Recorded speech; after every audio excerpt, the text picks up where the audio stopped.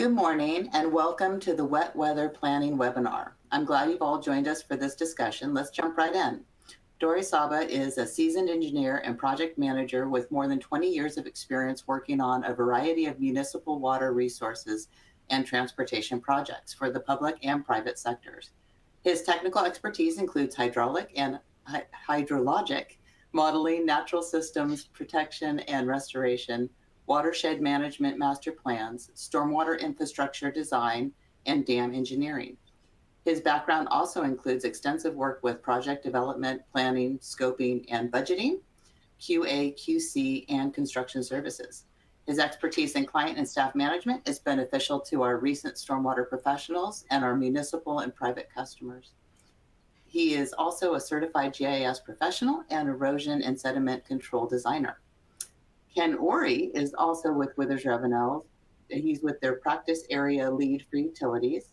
He has more than 26 years of extensive experience in water and waste management, wastewater treatment, design and construction, water conveyance, including pump stations and ground and elevated storage, sewer conveyance, including pump stations, force mains, and large diameter outfalls, wet weather facility design and planning, water distribution and sewer conveyance optimization, and operational analysis. In addition to the traditional water resource engineering above, Ken has completed projects in greenway design, transportation, roadway design, including porous asphalt, land development, public works facility designs, stormwater design, including stream restoration, and low impact development techniques and resilience design for buildings. We are very pleased to have them both with us today to share their extensive knowledge and experience around wet weather management, which I think we all today understand is a critically important piece of every municipality's responsibility. So I will go ahead and turn it over to you now, Dori. Thank you very much. Hey, perfect.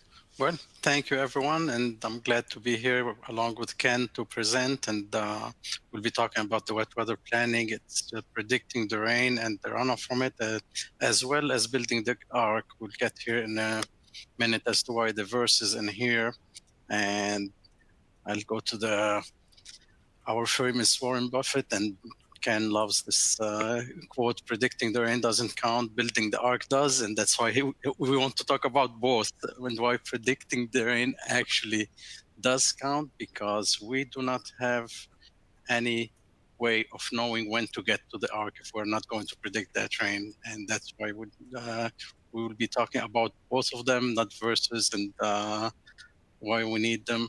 And I'm really glad that we are starting to look at all this from a holistic approach. Both you saw Ken is leading our utilities, and I'm on the stormwater, and we need to think of a one water approach if we want to be successful with all this. Also, another Warren Buffett quote in here, and this applies actually to me. I don't own my yacht. I'll just use Ken's in here, but that's I'm going to put him on this spot now throughout the presentation. And if you need a yacht tour, just contact Ken. That's his. So let's start with the big picture. Why to worry about it? I mean, we see that nice pictures or some clouds coming in and the satellite imagery. But what this really means, I mean, we start to think of it that it's flooding the areas. With time, it starts to become a memorial. We just stack things, which hurricane topped which other or which storm topped the others. It does not have to be only a hurricane. In terms of flooding and storm water, actually, we need to think more of the impact and the flooding that it causes rather than the category of the hurricane. But really, once we start to go into this other slide, is whenever it's flooding, not everyone has in their mind, other than us in the profession, what is going to happen to those treatment plants, the critical facilities, and the operators will have to struggle and deal with it. What happens during these events? I mean, the title says it, there's a lot of water and how to handle it, whether it is during the peak of storm or how long it takes, how are we going to route it, where it's coming from. And then the bigger question is what we're going to do. Do we just keep increasing pipe sizes, so make the sanitary sewer much bigger to account for the inflow from these big events? They are designed for a certain volume of water that's coming from homes. Once we start to have inundation from flooding, they will get overwhelmed. And is it realistic? Do we keep raising taxes? We will increase the rates for treating the sewage water? And same thing for stormwater, like how, in addition to just how to manage it, but also how are we deriving these flows? What kind of data are we using? We have data that is being used, and there are multiple conflicting interests between various stakeholders that are impacted from it, whether municipalities, water management districts in certain jurisdictions, or developers, and how are we going to really be able to answer the questions with that relies really on accurate data, up-to-date data, and more data than what was used initially to derive what we are using now in our formulas. And really, it's time to start to think of it from a performance measure, like where do we want to get to, and what are our level of services? That's the thing that we want to set from the beginning, and then we start to design accordingly. We're not chasing the next storm that comes in, and then we'll go back in circles and redesign things now that they failed. And we'll talk about each one's in details in the coming slides in here, but that's the big picture. So the presentation in here, really, it covers both predicting the rain and building the arc, like I said. We'll talk about in terms of the rain, it's not only forecasting rain, it's also like what happens to the rain, the storm and the flows that they will generate. How do we plan for flooding, and how do we plan the wastewater system around it, and talking about level of service in a little bit. So for predicting the rain, like really the first thing that comes to mind is, okay, we know it's going to rain, we're going to forecast it, but what are the regulations in place? Like what is driving our design? Is it just the regulation, and is it the regulation on the stormwater side or wastewater side? And we'll touch base on both of them. And then typically whenever we're talking about the big storm, the mindset is directly going to flooding and how to protect some structures from flooding. But sometimes the water quality impacts are overlooked, and really during small storm events, that's where we design to improve the stormwater quality. But we get one big event that will offset all the good work that was done during the small events if we are not planning correctly. So it's time to start to consider both. We'll talk a little bit about the public perception and whether it's reliable to just rely on it, that the public would going to push for higher design standards or not. And then realistically, what storm are we going to design for? How much can we invest and not? So that's the realistic concerns in here. Regulatory drivers, we mentioned it, like, and here we have a few of the things that we're going to roll through, but really for the wastewater itself, there isn't a set of regulation that tells you like, okay, we are going to design for this storm level of service or not. And having that holistic approach of looking at both, we can rely some, and these are the sanitary sewer work, we could rely on some of the stormwater regulations to do the work, but these are too localized. Sometimes some areas have some level of protection for a 100-year event, some have it for the 500-year event, but all of them are based on floodplain areas, so it's effective floodplain, regulatory floodplains. We know that flooding is extending way beyond these, and there are areas that are not mapped, that are not effective. So there are plenty of deficiencies in the regulatory environment that would allow us or not allow us to really design for the appropriate storms and be prepared and know what is our level of service and know what is our level of preparedness, where are our vulnerabilities in case of an event. Water quality impacts, I think the pictures speak to themselves, but yes, that's as nasty as it sounds. I mean, lagoons of big waste, they are overflowing and going all over the place. that's because that level of service, they are designed for the operational considerations, but what happens from the outside, and it does not have to be just during a hurricane, anything during major storms. We have tons of septic systems, houses that are on septic, and we have that combination. Just last month here in Brunswick County, they had about 1.5 million gallons during Tropical Storm Debbie of treated and untreated wastewater go and mixed into the water bodies. So there is substantial impacts to water quality that is at stake in here, and it is long overdue that we start to consider all these into our design and operations. This one is about public perception in here, some nice pictures. I mean, people will get upset about flooding or enjoy it depending on your personality or not. But I don't think outside of our practices and people who work with it, we are not thinking as much of how are we operating our plants. It might come on the news like we saw in the previous slide that we have some breaking news of overflows that happen. But in terms of operation, we cannot rely that this will become a public push that we need to improve the environment, the regulatory environment and what we design for. It's on us as an industry to start to make these improvements. And here it will just be another alert for you, whether it's a hurricane or need to check something or your Pokemon thing. Here we'll dig into a little bit of some of the data. We're starting to dig into the data other than the concept as to what we are seeing. So a lot of folks are familiar with either intensity, duration, frequency curve, or volume curves, but these were designed based on a certain set of data. And then we say the return interval is 100 years or 200 years. This is in 1 year. We have 3 storm events here right next to each other that above the 200. Just 2 days ago, Monday and Tuesday, we were in the Stormwater conference, ironically, on the coast, and we had an 18-inch of rain during half a day on the East Coast with Carolina Beach in here.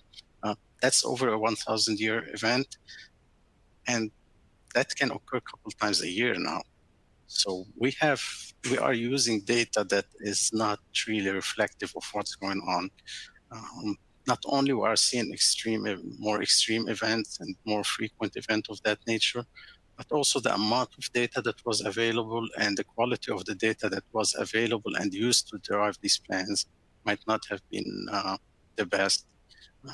On the good side, we're starting to see some improvement overall as an industry. We're starting to look more at this data, but again, there are multiple competing interests and multiple stakeholders that need to be accounted for. And these are all considerations that we need into our planning. This is actually during these storm events, and that's what we have when we see something like this. Other things is we're starting to look a lot at forecasting. So that's predicting the rain. Let's dig into predicting the rain. So we're not just looking at the backward and what happened in terms of data and assigning it to 100-year. We need to start to look at it instead of just having forecasts for the rain. We need to forecast flooding conditions. So what is going to happen once that rain hits the floor?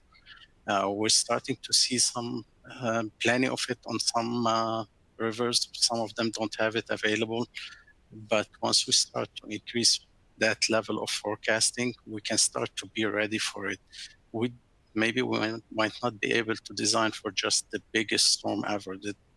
That's the practical consideration, but we know how to be ready for it. We know what's coming, and we can forecast between once this rain happens. We have done really good in terms of weather forecasting. It has a lot of variabilities, but that's really common. Now we're starting to become more in tune with flood forecasting rather than just doing them as static plans.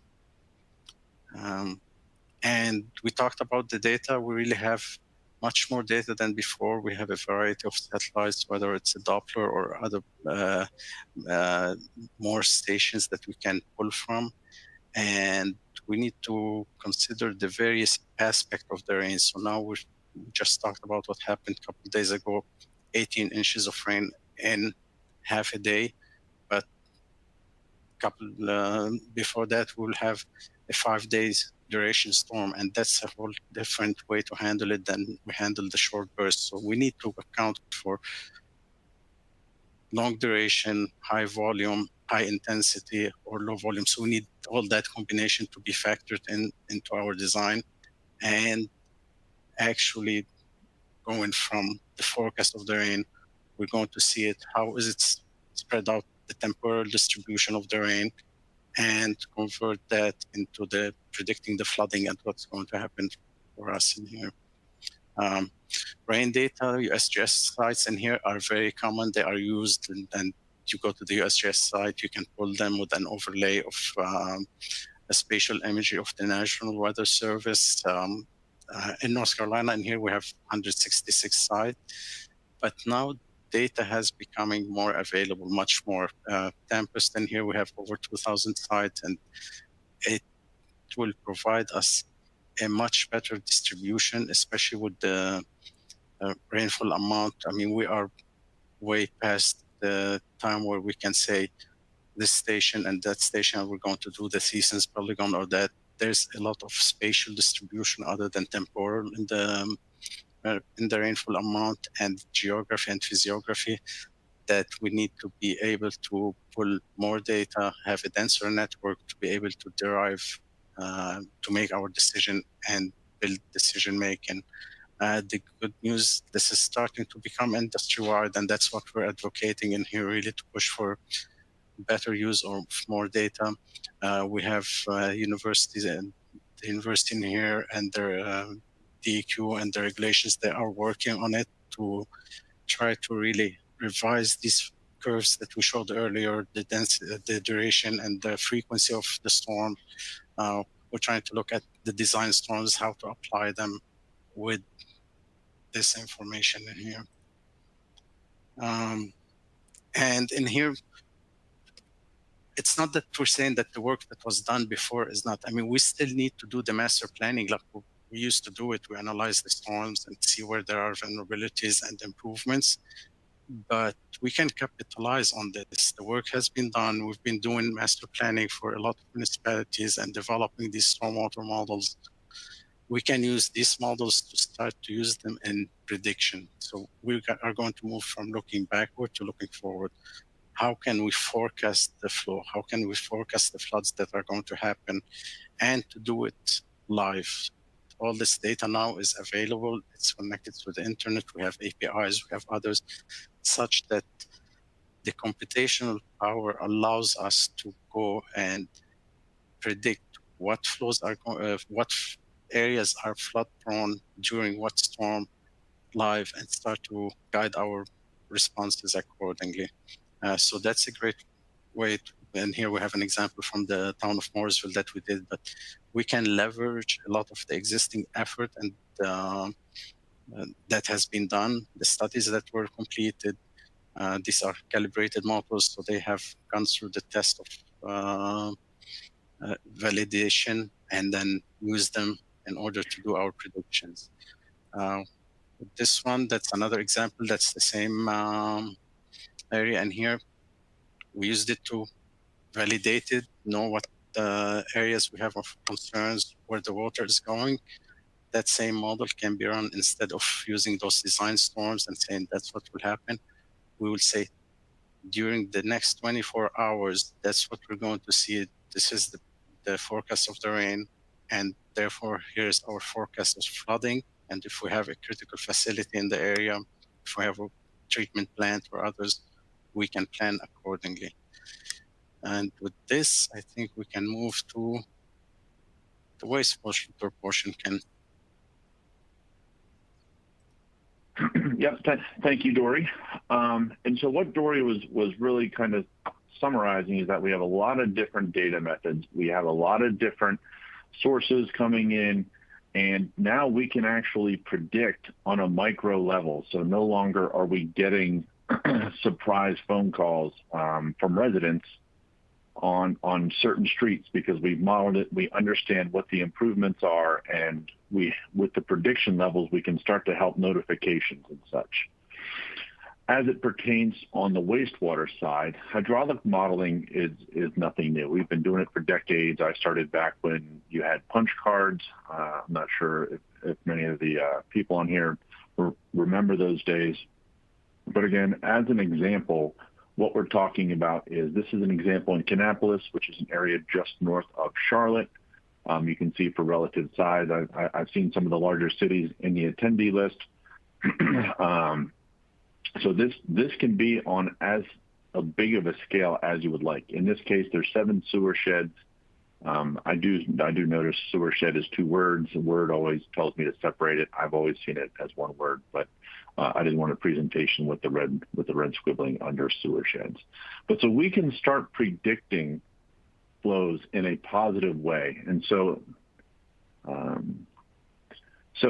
when we're looking at the different components of planning, right? So in this point, we're still predicting the rain. We're still predicting the rain. We're not quite building the arc yet. So North Carolina is exploding from an economic development standpoint. So we're being made to answer a lot of questions. One is, what do you do when you have 18 inches of rain? Actually, one of my staff was on Oak Island. I think they got 23 inches of rain. But we're having to answer not only that question, but also what about development? How do you handle the homes? How do you handle the master planning? And so as part of that, we're actually going through and projecting in conjunction with the land use plans where that development is going to go. Again, so this is Kannapolis. We just had to kind of work with the land use plan. You can see the source at the bottom. And so we're saying that their dry weather flow, not a drop of rain on the ground, their dry weather flow is actually going to almost double, which isn't uncommon. We have some small towns like Troutman, which is also in this area, that their population in the past 5 years has gone from 2,000 to 6,000. And so we're trying to struggle and how do we deal and balance with the growth as well as the wet weather. So one of the ways we do this is that we look at the dry conditions. So in 2022, in dry conditions, right, which is when economic development, this is when they're asking, do you have capacity? Can you handle this shopping center? Can you handle this data center? And so the answer is sure, great, everything's fine, it's sunny, it's cloudy. We can take this flow all day long. Well, then this summer rolls through and we have these summer thunderstorms. And so so the next thing you know, you have a 10-year storm. So if you're asking that capacity question between a rainfall and a dry weather, how do you answer that question? And so then we look in the future and say, okay, even without rain, if we just add all this development in 2030, what does our system look like? How does that perform? And then, of course, if we take that 10-year storm and add it in 2030. So when you're asking these questions of your system and your councils and your boards, and you're having these opportunities come up, everybody wants to say yes, but it's really under what condition and how do you evaluate that? And so just for example, a 10-year storm outside of Charlotte is about 4.98 inches or 5 inches. And so when we're talking about this level of prediction, okay, and we're talking about predicting the rain and predicting these, with these sanitary sewer models and with these stormwater models, the capability is there now to actually be running these models real time in the background using different data sources. So the town of Cary is an incredibly innovative. They actually won awards for some of the stuff they were doing during COVID. But on the stormwater side, they have this prediction level down so that they can notify residents and notify through alert systems about flooding, certain flooding items in certain areas to avoid. And so when we're talking about predicting the future and when to get on this arc, this is just another toolbox. These tools exist on a micro scale across the nation, but really it's about bringing this to the forefront. I still joke with some of my staff that we predict, we gather sewer flow data in 15-minute intervals only because back in the day, that's the only amount of data that you could fit on a floppy disk, but we're still doing it that way. So here we are having these capabilities, but we're still using some of the older methods of prediction. And so the question is, how do we get there? What is that next step? So this is where we get to building the arc, right? So now that we can predict this flow and we can predict these things, it's about determining what that level of service is. Is it to stop the one person who shows up at council meetings every month? Is it to stop that occurrence? Or is it to stop sanitary sewer overflows? And when, like what event? You can see when homes are underwater and some of these different things. When are you going to draw that line? Because there's always going to be a bigger, badder storm. It's about breaks and force mains because your velocities are changing. Is it overall volume, storage tank? Is it a poor customer service perception? Is it because you don't want to increase rates? And lastly, of course, because stressed councils and boards are having to answer for this. So determining your level of service is not only about sitting behind a desk and running calculations. It's also understanding with the stakeholders what the goal is. And when you're determining that goal, you have to look at all the different data sources. So obviously we have to pull in the GIS information. Historical rainfall. So when you're determining your level of service, I know when I was in Pittsburgh, we had Ivan, and then we had another hurricane even back to back. I know we don't really think of Pittsburgh as hurricanes, but we had two hurricanes back to back about 3 days apart. And so that kind of became a standard for which we were determining our level of service and understanding what the capital was going to be required. And of course, designing, we're engineers, we'll happily design it, but there's not enough money out there to actually build it. And so when you're looking at different rainfalls and how you want your system to perform, it doesn't have to be a design storm. When you're defining your level of service, it can simply be a storm that created havoc across town. And maybe it's to take the amount of people flooded from dozens down to one. And that allows you to better focus your efforts. And of course, land use plans. Thinking back to that slide from Kannapolis, maybe this helps focus where you push development in your community. Because I've seen a lot of land use plans that push development out to areas where land was cheap, but there was no utilities. So bringing that and making that part of the wet weather discussion allows you to expand the scope of your land use plans. And of course, there's field data. You have flow monitoring, you have CCTV, so you have the cammering, you have smoke testing, you have dye testing. You have all these different data sources that can feed into this and help you understand complaints, breakages, and all these different factors that can help you evaluate this. And of course, there's projected sewer flows, dry, wet weather, gravity sewer capacity analysis. In my opinion, I have to put quotes around that. We should not be using Manning's equation anymore. We have the computer tools. We have the importance.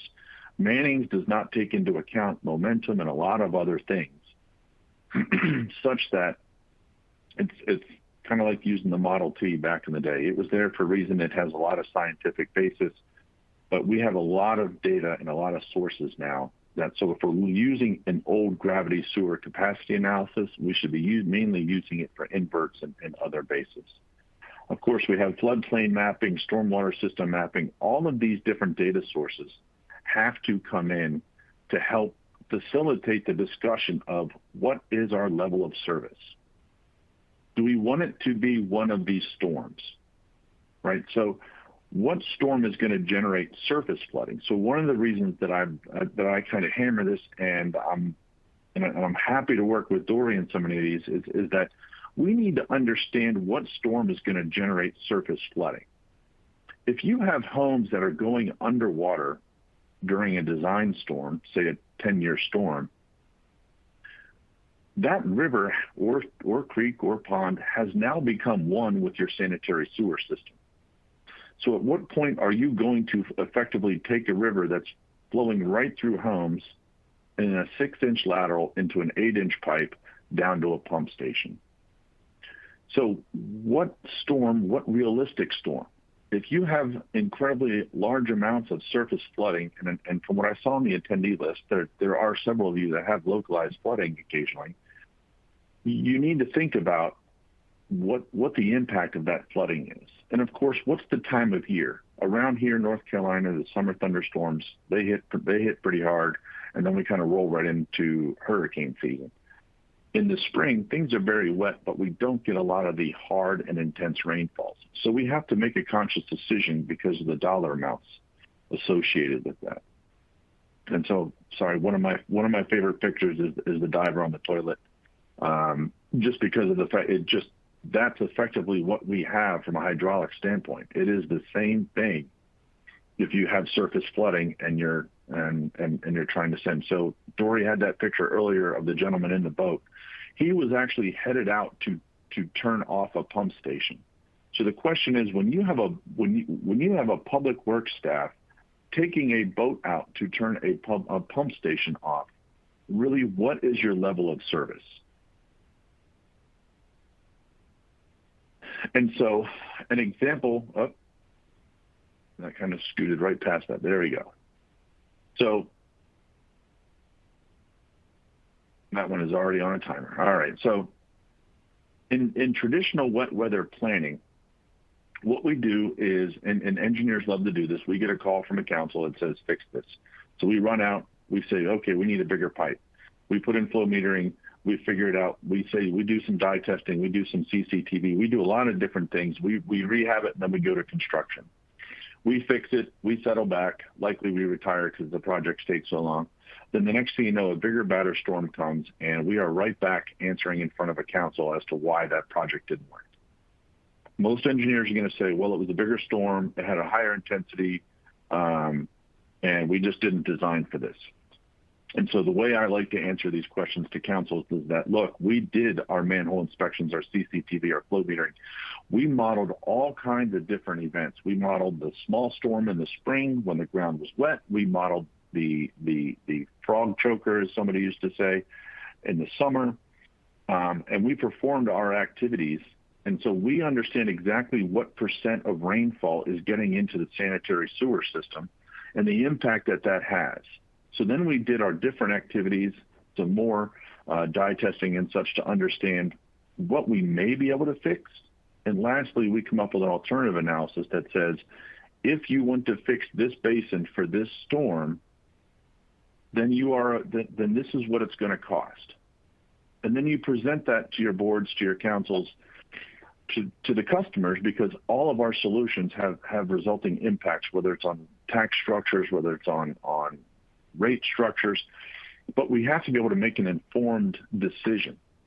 And then we memorialize that in a capital improvement plan. And so I kind of like this slide because I joked, we can circle the solution and just throw money at it.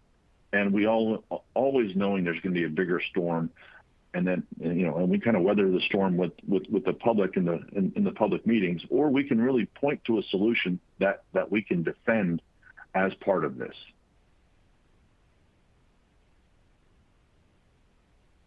And so the other part of the solutions within North Carolina, this is, again, these are the 4 seasons we have to deal with here in North Carolina.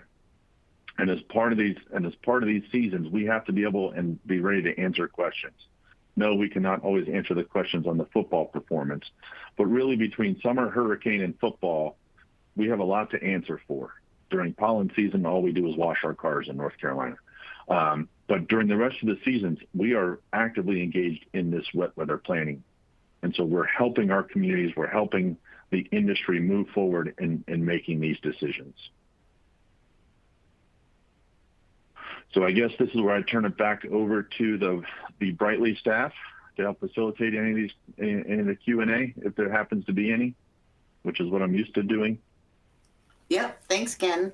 So great presentation and great information. We don't currently show any questions.